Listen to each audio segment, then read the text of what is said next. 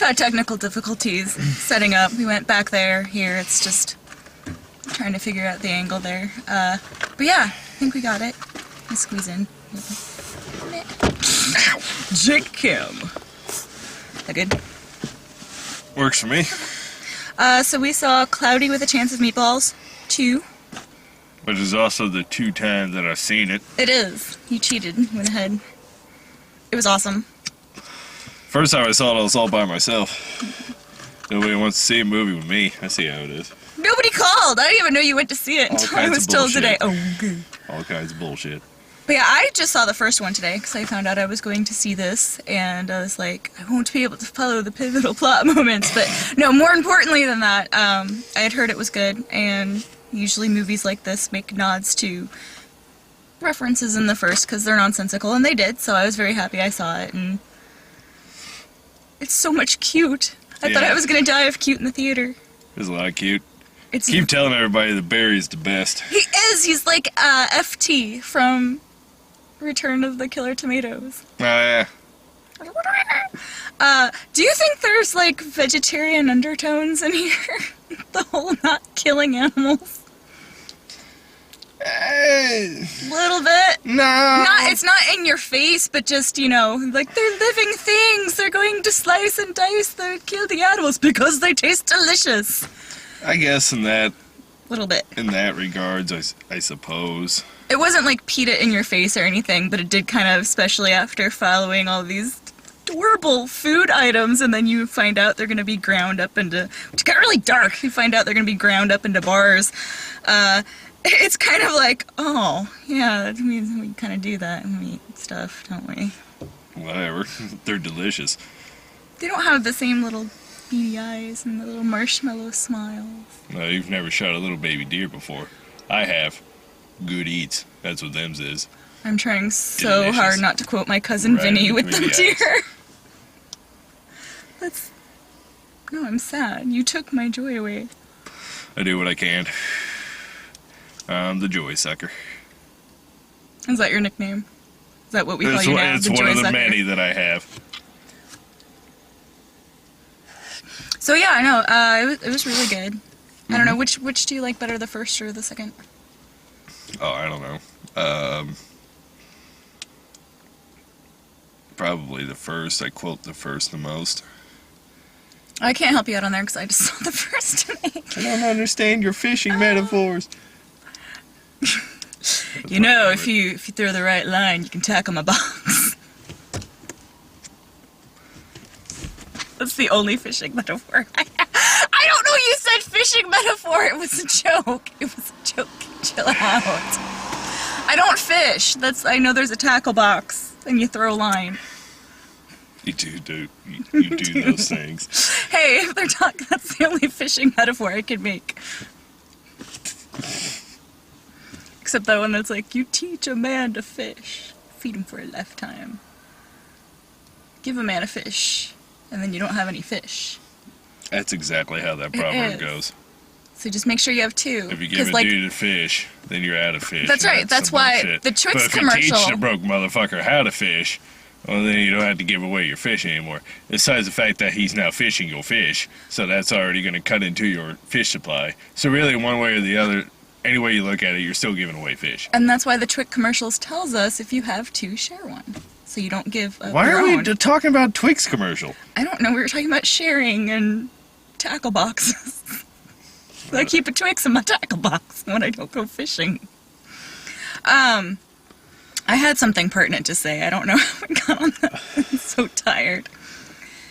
Wow, this is riveting. It's hard when it's a good movie. A lot of people are surprised that I happen to like Cloudy with a Chance of Meatballs, and I've seen this movie now twice. So did you like it? Because of the puns. Yeah, I love the first one. I really like the second one. It's funny. It's cute when it needs to be.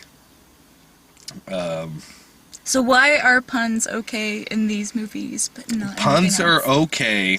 What's the rule? When it's obvious that the person is fucking with me.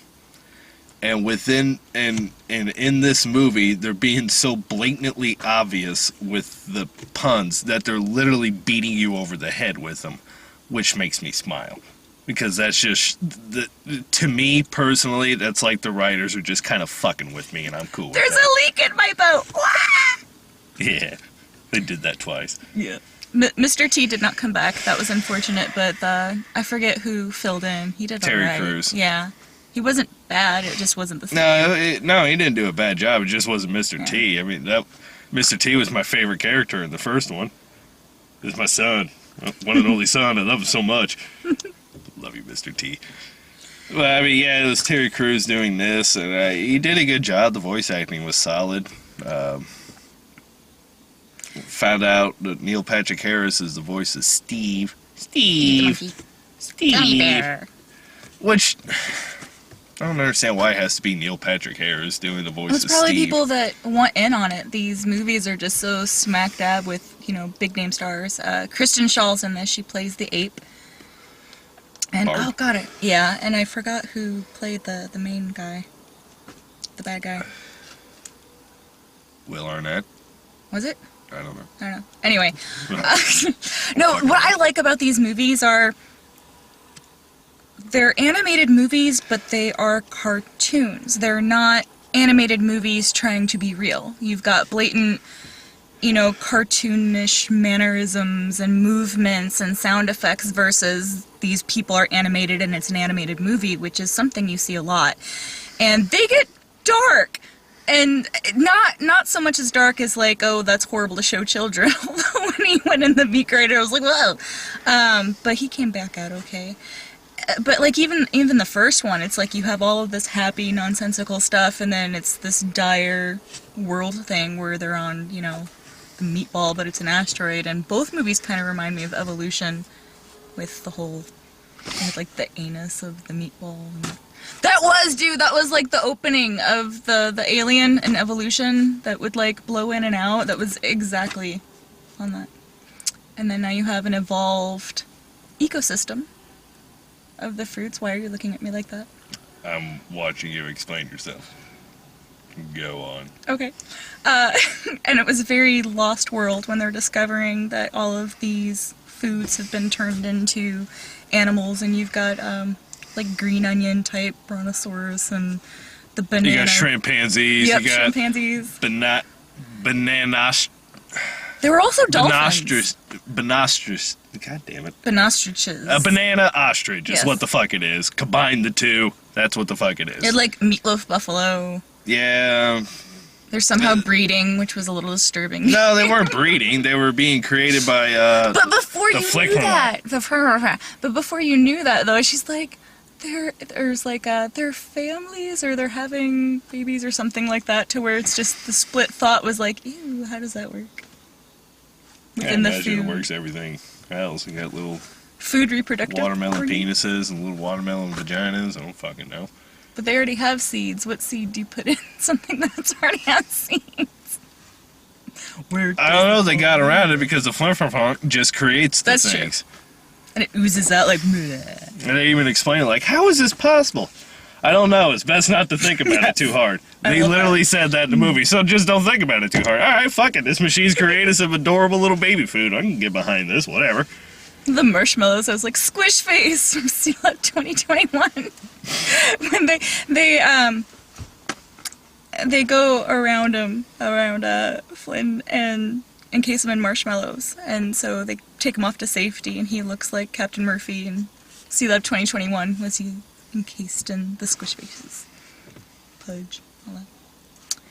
So yeah, no, I mean, not. You raised a good point about it being a cartoon, because it is. I mean, the way that the villain moves is, it's like he has no bones, so he's I love his movie. like going like this, just explaining just random hand movements throughout the screen. It's very fun, and it's it's exactly what you said. I mean, it's reminiscent of old cartoons, just done in the new style of technology. You can tell within the jokes. I mean, the puns are all over the place. They have really, like, the cut the cheese joke. which their reaction within the joke was good. I mean, it's the humor in it.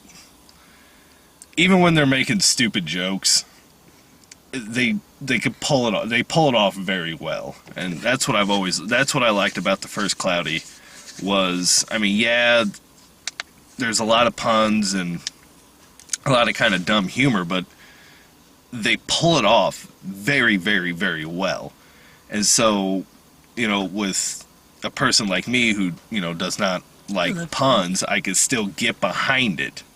You know what I mean? Because it's executed very, very well. I mean, the movie looks fantastic. The 3D was amazing. The 3D was really, really good.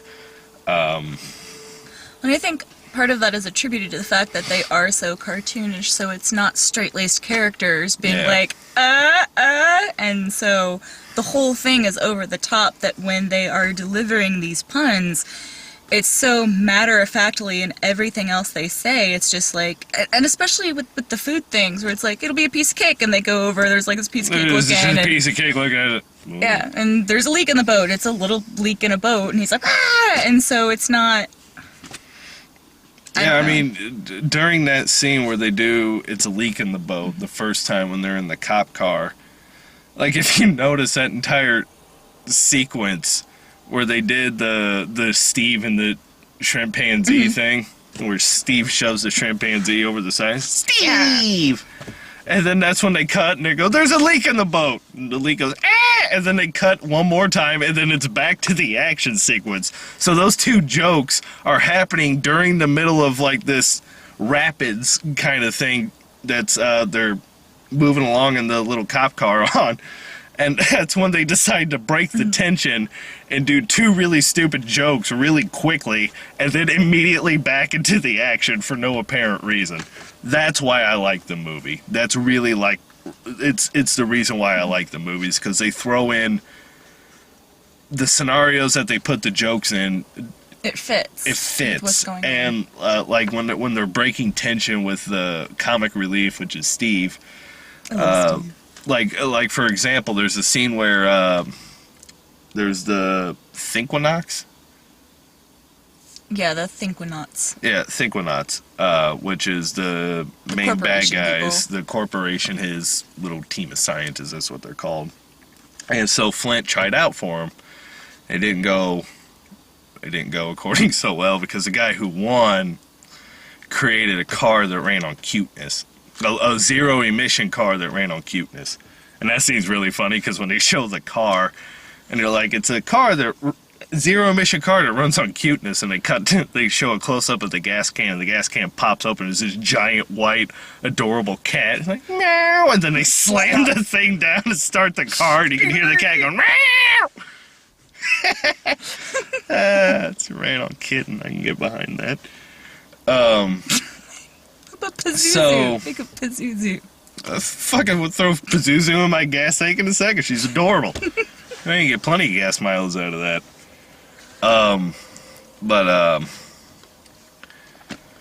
So he didn't get the job, and he's a little bit bummed about it, and he's walking home, and there's this piano melody playing, and the song is like 2 lyrics long. And it says something along the lines of, like, he's down and depressed, and he's walking on the street, and that's what Flint's doing. Then he sees, like, a TV display with Sam, like, chasing a tornado. And then the song goes, he stops and calls his friend. And then he stops and talks to Sam, leaves a message, hangs up, and saunters about. That was the entire scene. It was very Trey fantastic. Parker-esque. It was Trey Park. It was South Park-esque in the way that they delivered the song, which makes sense if Bill Got Hader. something on your upper lip. Bill Hader was the voice of Flint, I believe. Yes. And Bill Hader is, I'm pretty sure, one of the creative minds or a writer or something like that of South Park. So I can see where Matt and Trey kind of rubbed off on him. And it's very obvious in that one little scene with that goofy-ass song that's playing. Anywho, he's down, he's depressed, and so they make him a T-bone steak cake. No, it was a jacket. Oh, no, it that's was one what of the it was. jackets. Or the vests. It was a vest, that's what it was. It was the orange... All of the corporation people, the Think Nuts, they have these little orange life vest type things, so the cake was a vest. That's what it was. It's very pertinent to the plot. And then, so anyways, they're having a scene where Flint's, explaining why he's sad and whatnot, and Steve... I love Steve. Steve is in the background doing weird little monkey things, and if you watch throughout the entire movie, any scene that has Steve in it, like, watch Steve, because he's flipping out doing weird little monkey things in the background constantly. And in this scene, they have the cake, and there's a little candle on there that has the... Like a sparkler. And they're talking, it's a sad moment for Flint, but Steve is in the background flipping out over this sparkler. Like, he blows it out, it ignites again, he freaks out, he eats hides. It goes to his tail. He eats it, his tail catches on fire, he sprints out of screen, and then the entire time they're still delivering the dialogue, so then it kind of cuts in a little bit close, so you can pay back attention to what they're talking about. Well, the thing on how that works is he's explaining to them what you've already seen, so you don't need you've already point. seen it, you don't need that focal point. Watch Steve, you know what the fuck happened. And so when they cut back and he's in the bedroom and they're, giving him some advice, if you look, the angle that they have is Steve comes back in through the window, his tail is still sparkling, he's flipping the fuck out. He finally, lays down and puts his tail in his mouth, burns his tongue. So then he's, and runs around, licks himself, then runs back off screen, and then it's back to the serious dialogue. It's little things like that's what I enjoyed so much about the movie. I mean, there's also that part in the beginning where they're showing the San Fran Jose. Oh, yeah. They have to... Well, we didn't really tell them much about the plot. They have to evacuate their place. It picks up right where the other one left off. They have to evacuate the island. Numbnuts, bad guy, is going to clean it up. So he sends them to San Fran Jose. Mm-hmm. So they're in San Fran Jose in the beginning of the movie, and it's showing the city line, or I'm sorry, buildings, houses, whatnot. And as it's panning up, I don't know if you saw this, but when I first saw it, and this time, it was the first thing that drew my eye. As they're doing it, there's a dude standing in one of the houses, juggling. No, I didn't see that. You didn't see that? That was the first thing I saw both times I watched the movie, is when they're doing the pan up into the skyline. There's a dude in one of the houses, deadpan, not doing anything, just standing, facing you, the audience, juggling. And he keeps juggling until he gets off his screen, and that's it. It's like a small little visual joke. I love that shit. They did a lot of that with the pans of the fruit in the jungle and things. When they're showing them all, there's just...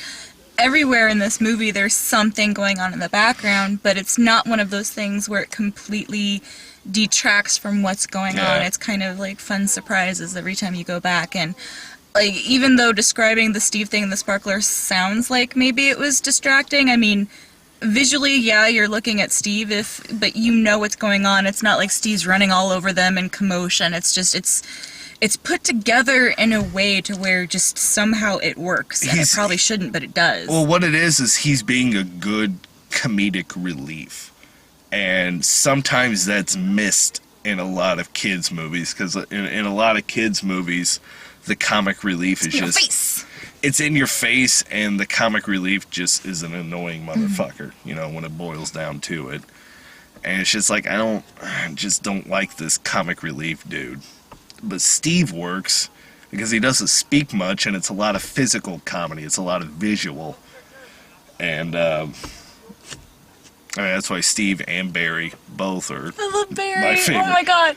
Parents are gonna have to check their kids' rooms. There's gonna be rotted strawberries and shit everywhere. It's just the most adorable googly eye that Barry was so fucking cute.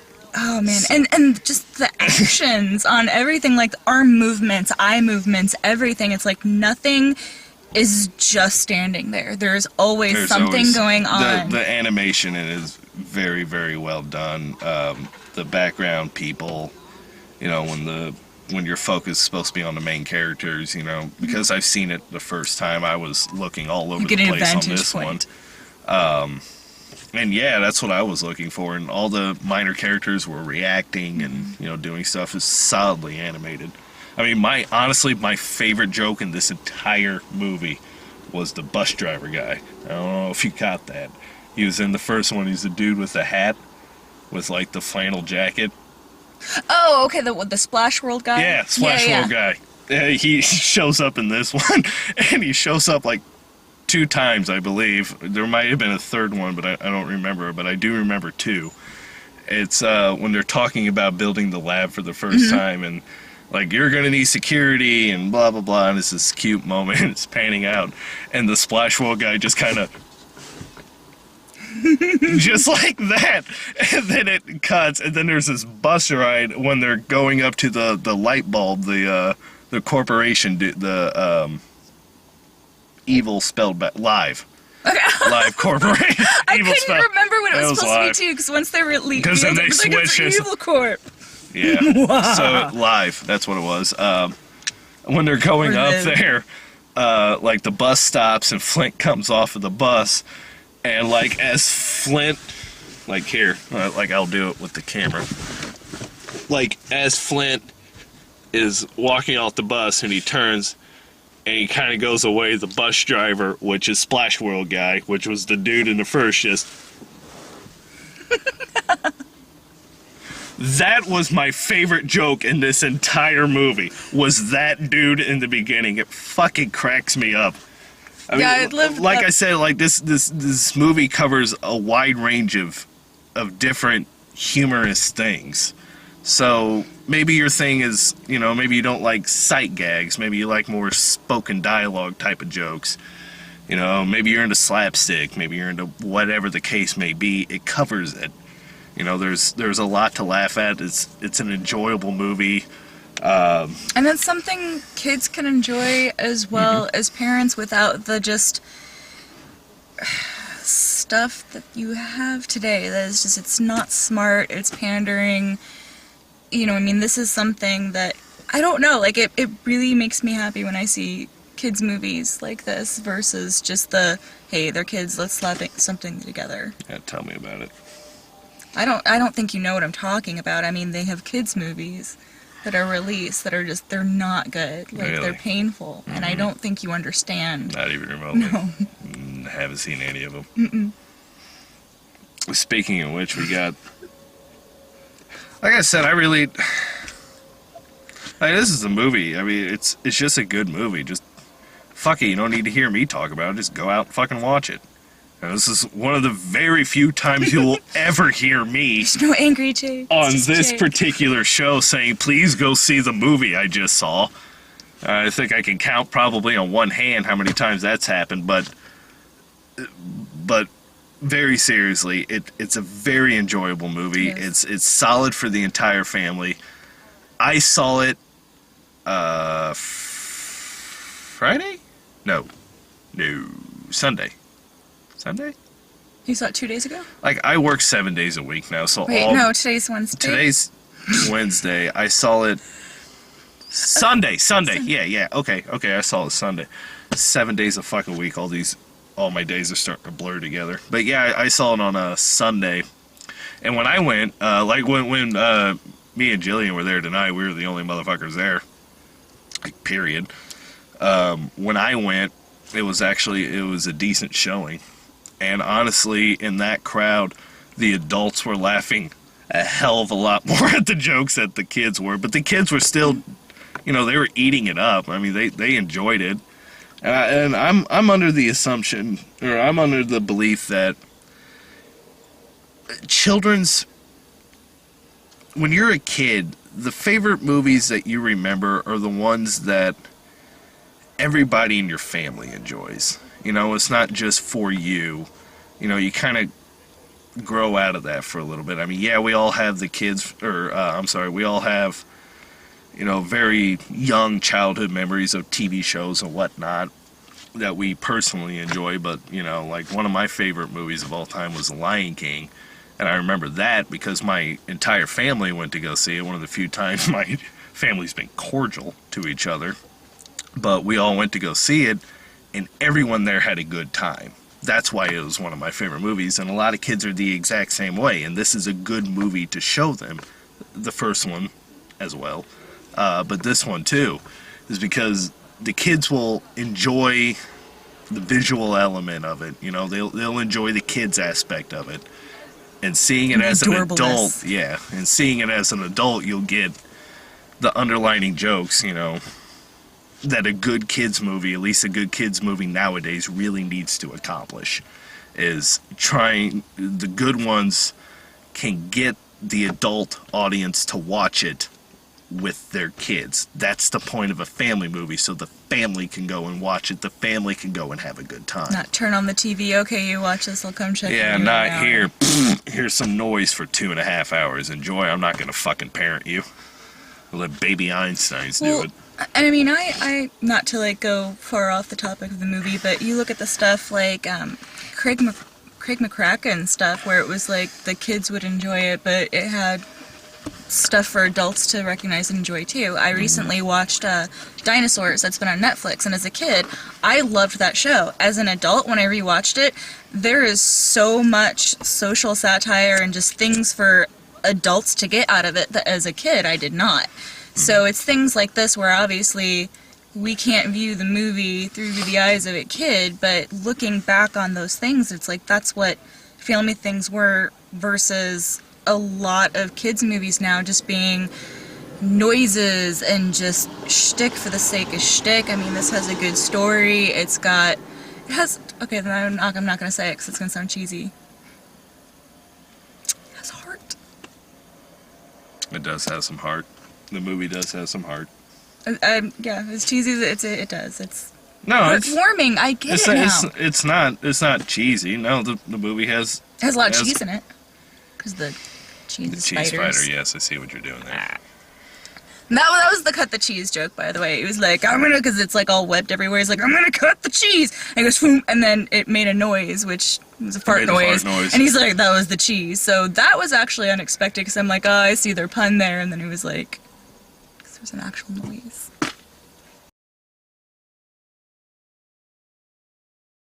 I guess we should, previews, or trailers, whatever. Yes. Frozen looks stupid. Really fucking stupid. I'm not looking forward to that. I kept expecting Rapunzel to come out. It looks exactly like... And not the movie looks like it, but the character design looks exactly like Rapunzel, or Tangled. Yeah, it's... I mean, hell, the tagline, like, when they're going through this, like, I guess apparently she's probably some kind of stupid-ass princess with rich white people problems. We all know how much I love movies with rich fucking white people problems. And her sister, I guess, is a sorceress of some sort. Ice bitch. Ice bitch. So she makes it snowy. Sparklies. And the so snow 3D in the preview was cool. Yeah, it was cool. It looked pretty, but the movie's stupid. You know, just because it's visually entertaining to me nowadays doesn't mean jack shit. I was covering all ends. I forgot what I was talking about. So I'm sorry. Ice bitch, white people problems. Oh yeah, ice bitch and white people problems. So while the trailer's showing, they like cut to some of the characters, and it's like it goes Iceman, and it shows this dude who makes ice, I suppose, which is wacky because it's snowing now. And so they show some interactions between I can only assume is a princess, a rich white girl, and the ice guy. And so, he's more laid back and down to earth, while she's an uppity bitch. Those two will never get along. And then it shows the nice guy, which is like your Prince Charming. With a question mark. With a question mark. We don't know if he's nice. Oh no, we don't know who she's going to choose. Because she's a bitch. And the horse is, it's like they took the horse from Tangled and stuck a stick up of his ass, and now he's all it was like the Iceman, there was Mr. Nice Guy, there was one other fucking thing I don't remember. And then what caught my attention was the very last little cut that they show the girl, and it's like, or no man, she's gonna do it on her own because she's a plucky young girl. was what I was going to say, but then I got irritated at my own fucking sentence halfway through. I didn't get what they were getting at that either. Who's she gonna fall in love with? Who she's gonna pick? Same. It doesn't matter saying, if like, she's trying to she's save no the goddamn man. world. Who gives a fuck if she's doing that? Which penis is she gonna jump on? Now Angry Great. Jake's gonna come There's out a really fucking Angry movie Jake's that I gonna need come to out watch for the that. trailers. Because these movies look stupid. But this was a happy time. Yeah, it was a happy time, but the trailers are still fucking stupid, and it's still my goddamn job to yell at these stupid-ass trailers. So there was Frozen. Frozen looks really dumb. Not looking forward to that. There was some squirrel movie, The Nut Job. Is that what it was called? We came in during that one, so I'm not sure what that was about. There's about some squirrels stealing some nuts. Looks really stupid. That's the entire... There you go. Some squirrels and some nuts. That looks really dumb. And then they showed the Walking with Dinosaurs. Now, this one, this was the first... Well, technically the second, but it was the first time that I saw the extended trailer. And the first 30, 45 seconds, I suppose, of the trailer, they're showing the little baby dinosaur, but there's voiceover. I hated that they didn't Like- have the lips. The lips weren't moving. Like, if you're watching the trailer, the dinosaur's lips are not moving. Mm-hmm. It's more like Well, it's a voiceover of like his older self, but then there's No. scenes in the past. There's scenes with him explaining himself like a narrator, Right. which is what I thought the movie was going to be. I'm okay with, like, show me real dinosaurs. You want a narrator to tell the story? Cool, whatever. I don't care. That's fine. But don't make them talk, because you're pimping it out as it's so real that you're gonna feel like you're there. I'm sorry, I can't feel like I'm there if these fucking dinosaurs are talking to me. I don't like that. See, And so in the first part, they had little fucking baby dinosaur, like, talking to his brother. Their lips weren't moving, so they were using their thought powers to talk to each other, I suppose. And so for the first 30 to 45 seconds, it's just him and his older brother kind of having this exchange back and forth. Then the rest of the trailer is what the original trailer was, which is just music, the narrator telling the thing, and dinosaurs acting like dinosaurs. So now I'm just really confused. What the fuck is this movie going to do? Is it going to do the voice thought over telepathic powers of dinosaurs? Or is it going to be what I hope it is, and that's a nice story told by a narrator? Yeah, sure, it could be through the eyes of the little baby one. I don't really care. That's fine. But I don't want them to talk to each other because it's really stupid. It's hokey. It doesn't make any sense for that particular style of movie that they're doing. I remember back in the day they had the movies like that where it was kind of obviously different animation, but, you know, the dinosaurs and it was just a narrator. Kids didn't like them then, they're not gonna like them now. They took out fucking go to jail Monopoly because kids aren't patient enough. So that's probably what's happening here. If you saw a different preview to where there wasn't talking, is I'll bet you anything it went to test audiences and they're subbing in verbalizations over it. I don't know that for a See, fact. I'm thinking it might be the other way around, because I'm thinking maybe they tried that to begin with and realized it was a really stupid idea and nixed it. Because it I wouldn't it's a mind stupid if their lips moved. If their lips moved, that'd be fine. No. You're supposed to be doing this as so real that you're there. Dinosaurs didn't fucking talk. Don't fucking make them talk. Just tell the goddamn story. Do the March of the Penguins with fucking dinosaurs. That's what I want. That is what I want. I want a narrator telling me the story through the eyes of a little baby dinosaur, but I don't want them fucking talking. I don't. This is supposed to be realistic. I'm supposed to feel like I'm in... See, I thought they were just trying to redo, like, what was it, Land Before Time or No, whatever? they're not. They weren't trying to redo Land Before Time. They're not trying to redo... Not redo, but they're not trying do something of that today. It's more similar to, I think, about 10 years ago, I think it was just called Dinosaurs, I believe. With the TV show with the baby? No, it was a movie. I'm pretty sure... I don't remember if it had talking in it or not. I don't remember if I saw it. Okay, well, how did don't March of think the it did. Penguins do, theater-wise? Very well. It did? Very well. Okay. But those were real penguins, weren't they? Yeah. You can't show real dinosaurs because they don't exist. So your point is not valid. And my point is very valid. You said make it like March of the Penguins. So they can't unless you go. I'm just being nonsense. You're scaring me. I'm gonna stop now.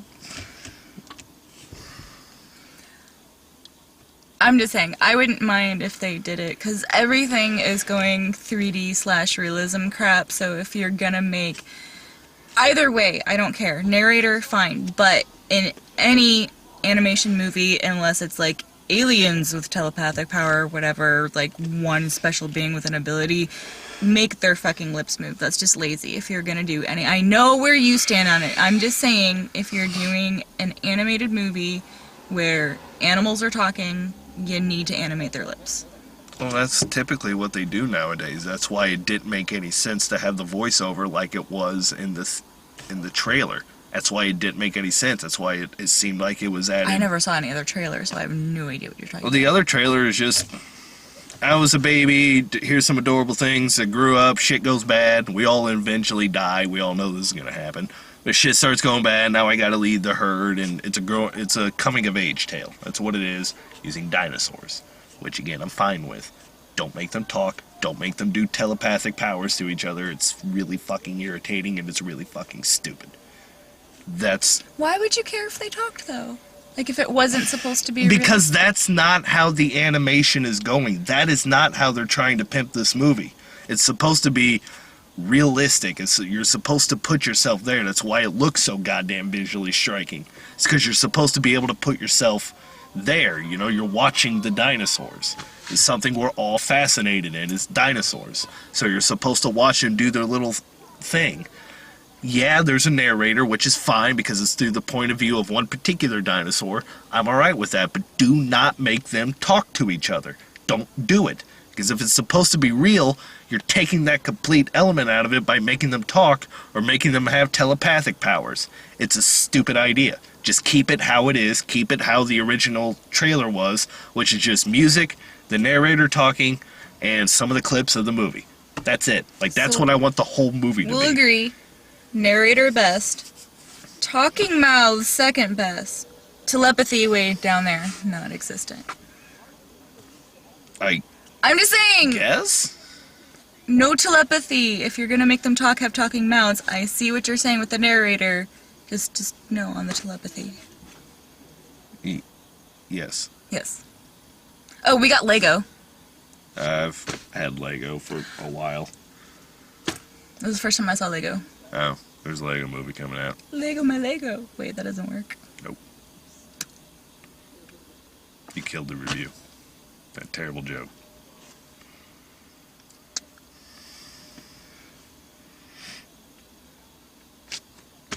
That's all I got.